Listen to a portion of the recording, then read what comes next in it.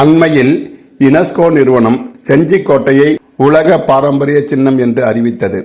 அத்தோடு நிற்காமல் அந்த கோட்டையை மராட்டிய மன்னன் கட்டியதாகவும் கூறியிருந்தது. அது இப்போது பேசுபடு பொருளாகியுள்ளது.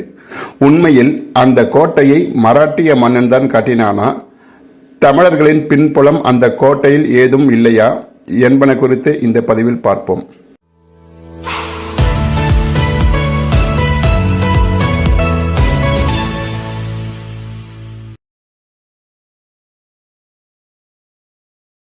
அனைவருக்கும் வணக்கம். யுனெஸ்கோ நிறுவனம் செஞ்சிக்கோட்டையை பாரம்பரிய நினைவு சின்னமாக அறிவித்தது. மேலும் அந்த கோட்டையை மராட்டிய மன்னன் கட்டியதாகவும் குறிப்பிட்டிருந்தது.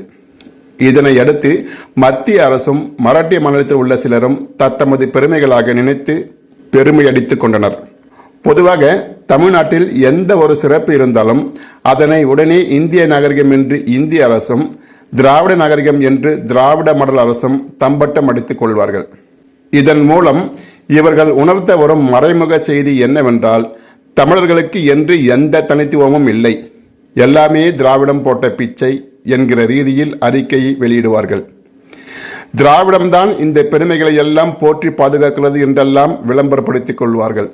இந்திய நாகரிகம் என்னும் இந்திய அரசின் கூற்று 1947 இந்தியா என்ற ஒரு நாடு உருவான பிறகு கட்டமைக்கப்பட்டது. திராவிட நாகரிகம் என்பது ஒரு 100 ஆண்டுக்கு முன்பு கட்டமைக்கப்பட்டது. இவை இரண்டுமே இயற்கையானது அல்ல, செயற்கையாக கட்டமைக்கப்பட்டவை. பொதுவாக 100 ஆண்டுகளுக்கு முன்பு வரை இந்த இரு நாகரிகமும் இருந்ததாக எந்த பதிவும் இல்லை. ஆனால் இவர்களாக வலிந்து ஏதாவது ஒரு காரணத்தை கூறி அல்லது கட்டுக்கதைகளை அவிழ்த்துவிட்டு தங்கள் கொள்கையை நிலைநாட்டுவார்கள். அப்போதுதான் இவர்கள் இங்கு அரசியல் செய்ய முடியும். தமிழன் விழிப்பாகவே இருந்துவிடக்கூடாது என்பது இவர்களின் எண்ணம். ஏனெனில் தமிழன் விழித்துக் கொண்டால் இவர்கள் தமிழ்நாட்டில் பிழைப்பதும் அதிகாரம் செலுத்துவதும் தமிழ்நாட்டு வளங்களை கொள்ளையடிப்பதும் இல்லாமல் போய்விடும். செஞ்சிக்கோட்டையின் வரலாறு குறித்து வரலாற்று ஆய்வாளர் கோ செங்குட்டுவன் கூறுவதாவது: தென்னிந்தியாவின் இராணுவ முக்கியத்துவம் வாய்ந்த கோட்டைகளில் ஒன்றாக திகழ்ந்த செஞ்சிக்கோட்டை கிபி 13ஆம் நூற்றாண்டு முதல் வெவ்வேறு காலகட்டங்களில் பல ஆட்சியாளர்களால் பல்வேறு மாற்றங்களை சந்தித்தது என்கிறார். மாற்றங்களை சந்தித்தது என்றால் முதலில் தமிழ் மன்னர்கள் கட்டியுள்ளார்கள், அதன் பிறகு வந்த ஆட்சியாளர்கள் அதில் மாற்றங்களை செய்துள்ளார்கள் என்பதுதானே பொருள். அதன் பின்னர் பீஜப்பூர் சுல்தான்களிடம் இருந்து கிபி 1677 செஞ்சிக்கோட்டையை கைப்பற்றினார் மராட்டிய பேரரசர் சத்ரபதி சிவாஜி. இவரது ஆளுகையில் 20 ஆண்டுகள் இருந்தது. கைப்பற்றிய கோட்டையில் சிவாஜி சிறிது காலம் தங்கியுள்ளார்.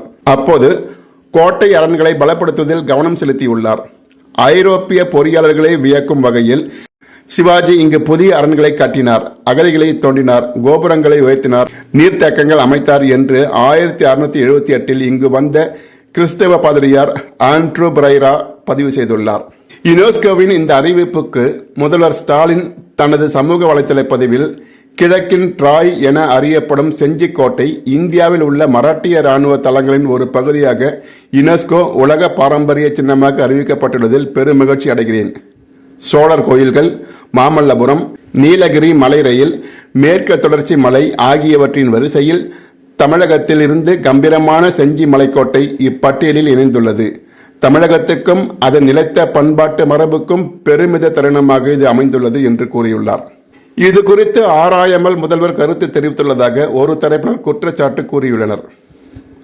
அதாவது, இந்த செஞ்சிக்கோட்டையானது மராட்டிய மன்னர்கள் கட்டிய 12 கோட்டைகளில் இதுவும் ஒன்று என்று சொல்லும் போது அதில் என்ன பெருமிதம் இருக்கிறது? 10ஓடு 11, அத்தோடு இது ஒன்று என்று கடந்து போக வேண்டியதாகத்தானே உள்ளது. உண்மையில் இந்த கோட்டையை மராட்டிய மன்னர்கள் தான் கட்டினார்களா?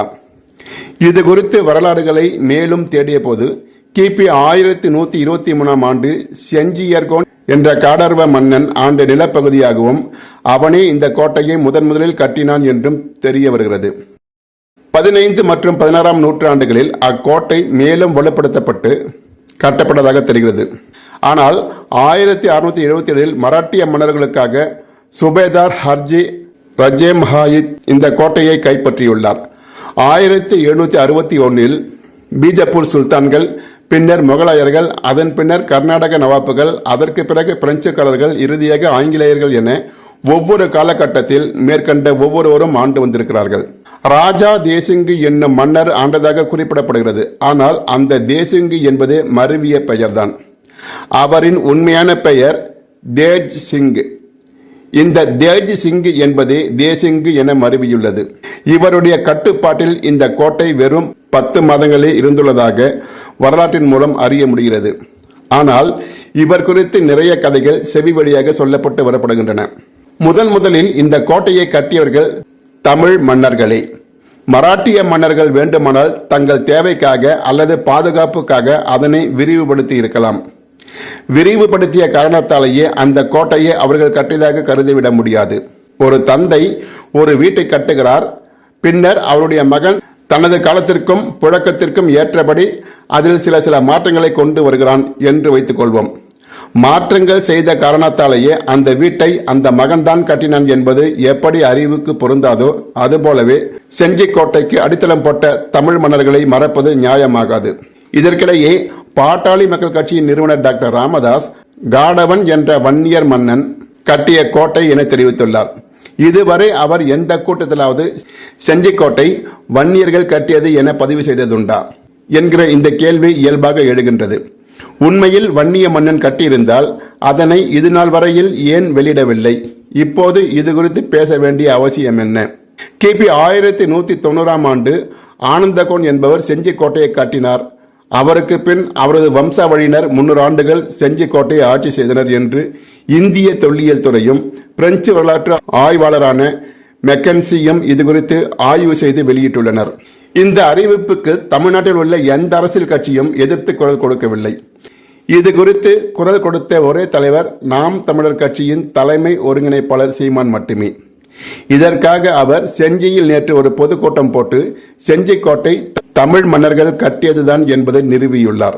மாப்போசி, சீபா ஆதித்தனார் ஆகியோர்களுக்கு பிறகு வந்த ஈவிகே சம்பத், அதன் பிறகு வந்த தோழர் தமிழரசன், புலவர் கலிய பெருமாள் ஆகிய தமிழ் தேசியர்கள் பெரிதாக தலையெடுக்க முடியவில்லை. அவர்களை தலையெடுக்க விடாமல் தேசியமும் திராவிடமும் பார்த்து கொண்டன. இப்போது சீமான் தலைமையில் தமிழ் தேசியம் சற்று பலமாக வளர்ந்து வருகிறது.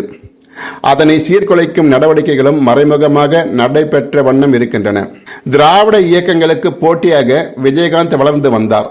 ஆனால் பத்திரிகையாளர்கள் விஜயகாந்திடம் எரிச்சலூட்டும் கேள்விகளை கேட்டு சற்று கோபக்காரரான விஜயகாந்த் தனது கோபத்தை கட்டுப்படுத்தாமல் பத்திரிகையாளர்களிடம் சீறியதும் அதை வைத்து அவரை ட்ரோல் செய்து மக்களிடத்தில் எதிர்மறை சிந்தனைகளை கட்டமைத்து பின்னர் அவர் உடல் நலமும் பாதிக்கப்பட்டு இறுதியில் இறந்தே போனார். விஜயகாந்தின் வீழ்ச்சியை இரு கழகங்களுமே ரசித்தன. அவர் வீழ்த்தப்பட்டதை மறைமுகமாக கொண்டாடி தீர்த்தன. அதுபோன்று சீமானையும் சீண்டி கோபத்தில் அவர் ஆற்றும் எதிர்வினைகளை வைத்து விஜயகாந்தை போல் ட்ரோல் செய்து அவரை அரசியல் களத்திலிருந்து அகற்றுவதற்கான வேலைகள் தொடங்கிவிட்டனவோ என்றே தோன்றுகிறது. நேற்று செஞ்சியில் நடந்த கூட்டத்தில் மேடையில் பேசும்போது பேட்டி கேட்பது எந்த வகையான ஊடக தர்மம் என்று தெரியவில்லை. அவரது பேச்சை குலைப்பதற்கான செய்கையாகவே இதனை பார்க்க முடிகிறது. பத்திரிகையாளர்களை சீமானை போல் எளிதாக கையாளும் தலைவர்கள் இப்போது இருக்கிறார்களா என்று கேள்வி எழுப்பும் அளவுக்கு ஒவ்வொரு நேர்காணலின் போதும் அடுத்து ஏதாவது இருக்கா என்று கேட்டு அவர்களின் கேள்விகள் அனைத்திற்கும் பதிலளித்து செய்தியாளர்களிடம் வேறு எதுவும் கேள்வி இல்லை என்கிற அளவில்தான் பெரும்பாலான செய்தியாளர்கள் கூட்டம் நிறைவடைந்திருப்பதை பார்க்க முடிகிறது. அதற்காகத்தான் அவரை வெறுப்பேற்றும் அல்லது வெளியேற்றும் வகையில் செய்தியாளர்கள் என்ற போர்வையில் சிலர் நடந்து கொள்கிறார்கள். சீமான் இதுவரை கடந்தது பெரிய விஷயம் அல்ல. இனிமேல் அவர் கடக்க வேண்டியது மிகவும் முக்கியம். இது போன்ற ஏற்றிவிடும் வேலைகள் இனி தொடர்ந்து நடக்கும். சீமான் பொறுமையை கையாள வேண்டிய தருணம் வந்துவிட்டது. கோபப்பட்டு எதிர்வினை ஆற்றினால் அதனை வைத்து ட்ரோல் செய்ய ஊடகங்கள் என்ற போர்வையில் உளவாளிகள் இருப்பதை உணர்ந்து பொறுமையை கையாள வேண்டும். தமிழ் தேசியத்தை அடுத்த கட்டத்துக்கு கொண்டு செல்ல ஆற்றல் வாய்ந்த இளைஞர்களை உருவாக்கி வைத்துவிட்டு செல்ல வேண்டியது காலத்தின் தேவையாகிறது. மறக்கடிக்கப்பட்ட தமிழர்களின் வரலாறுகள் இப்போதுதான் கொஞ்சம் கொஞ்சமாக எழுச்சி பெற்று வருகிறது. தமிழர்கள் வரலாறுகளில் விழிப்பாக இல்லை என்றால் எதிர்காலத்தில் தமிழர்களுக்கென்று இருக்கும் தமிழ்நாடு என்னும் நிலப்பரப்பு இல்லாமல் நாடோடி கூட்டமாக மாறிவிடுவோம் என்பதை ஒவ்வொரு தமிழனும் எண்ணி பார்க்க வேண்டும். தமிழர்களின் பண்பாட்டு விழுமியங்களை எந்த இந்தியனும் அல்லது எந்த திராவிடனும் காக்க மாட்டான். அது குறித்தான அக்கறையும் அவர்களுக்கு அறவே கிடையாது. அவர்களின் தேவை என்பது தமிழ்நாட்டை ஆள்வதும், தமிழர்களை ஏதாவது காரணம் கூறி அடிமைகளாக வைத்திருப்பதும், மணல், மலை போன்ற தமிழ்நாட்டு வளங்களை கொள்ளையடிப்பதுமே ஆகும்.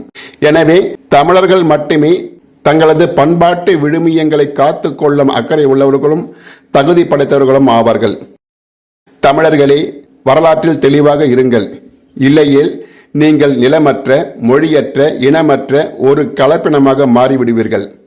பின்னர் நீங்கள் அகதிகள் பட்டியலில் சேர்க்கப்படுவீர்கள். நமது கண்முன் நடந்த ஈழப் படுகொலைகளை நினைவில் வைத்து செயல்படுங்கள்.